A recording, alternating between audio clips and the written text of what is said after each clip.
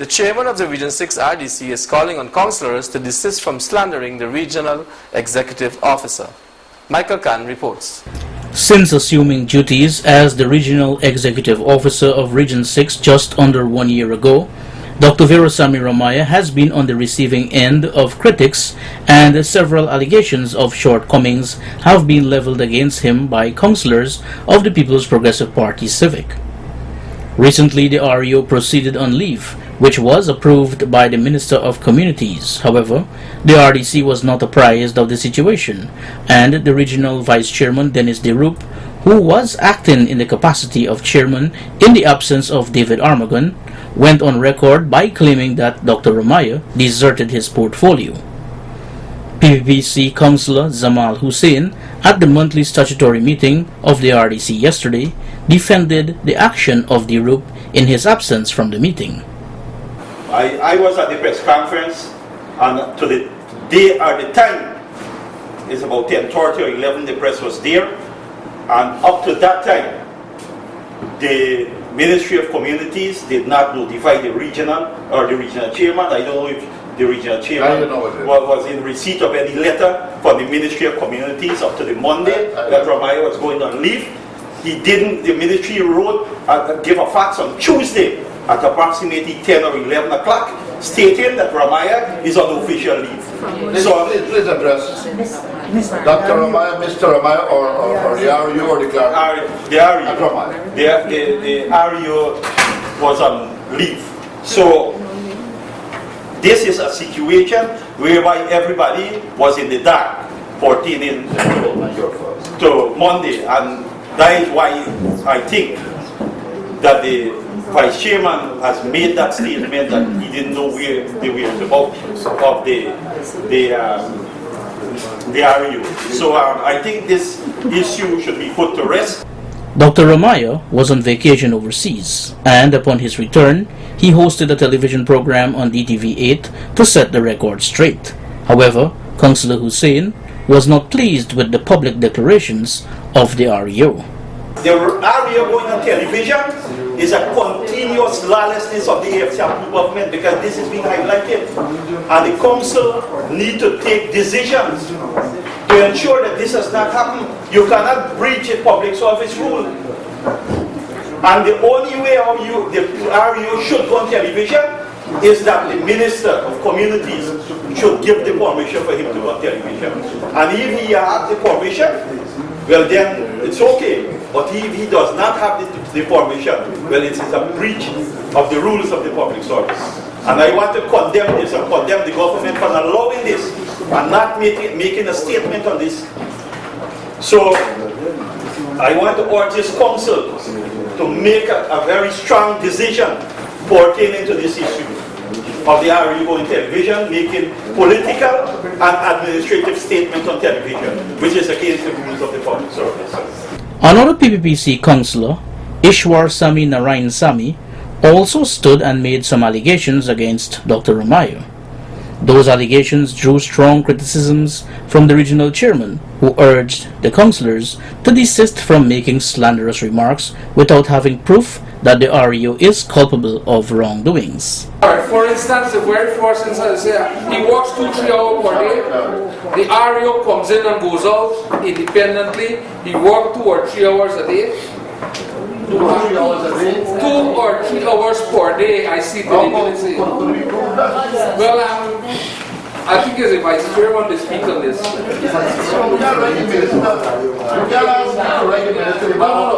Chair, it's in the minutes.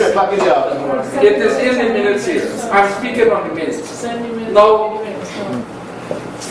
there are so many councillors who complain about the REO conduct and behavior, and the decision was being taken.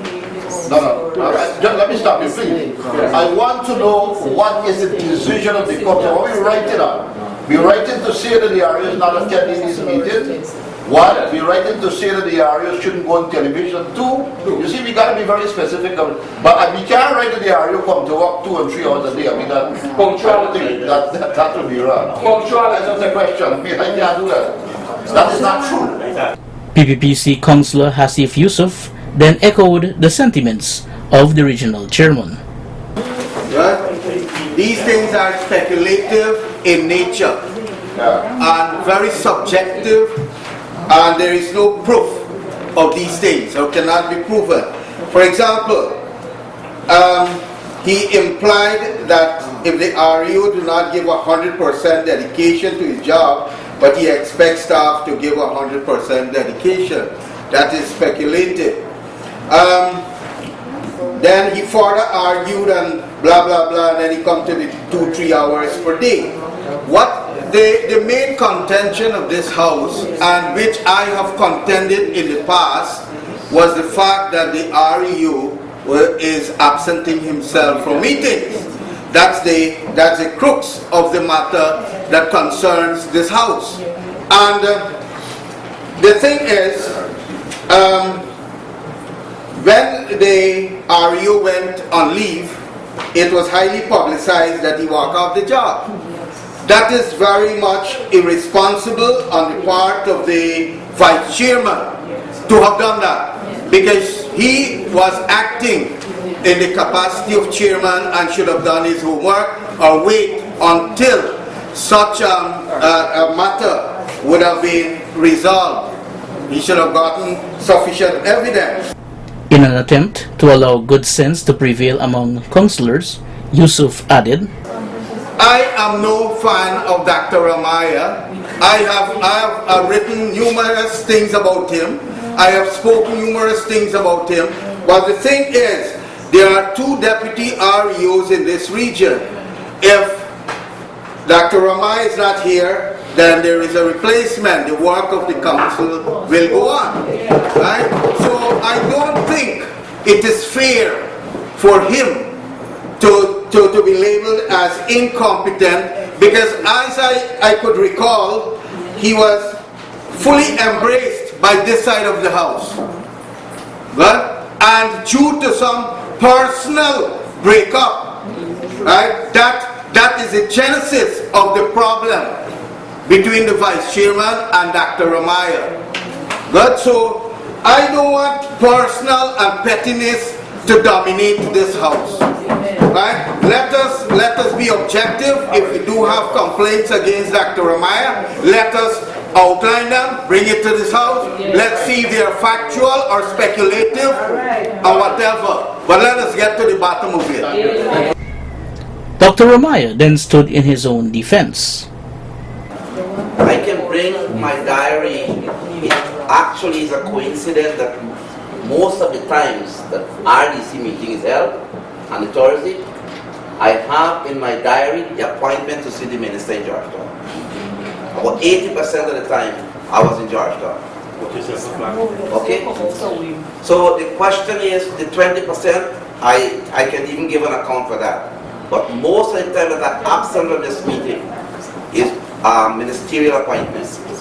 So I want to know which will take priority. But the things that they are saying here, if I have to meet with the minister, then that is important. But I have 2 deputies here who can replace that situation, as Mr. Yusuf said. So what is the big question? Now the other question the gentleman raised about 2 or 3 hours, I will give you all the privileges. You write who you want to write. No. You write everybody on the other side. You write what you want to write. As he was saying just now, that I am superior. I don't be superior in this job. I am not superior in this job. I work with everybody. So one of the questions is, if you feel that the president can fire me, you go ahead, or the Minister of Community.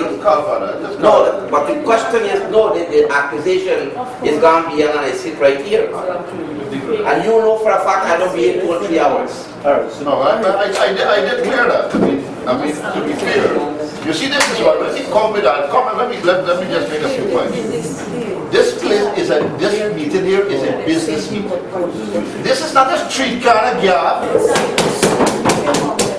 Right? If you want street kind of job, you could catch a couple of people and go to brother and talk. Go there, but this allegation that is. When we come here, we gotta make statements which are factual, and we gotta back it up with evidence. A collective decision was made by the RDC to write to the Public Service Commission and the Ministry of Communities to report all shortcomings of the REO, providing that there is evidence to support all claims. Michael Khan, Channel 8 News.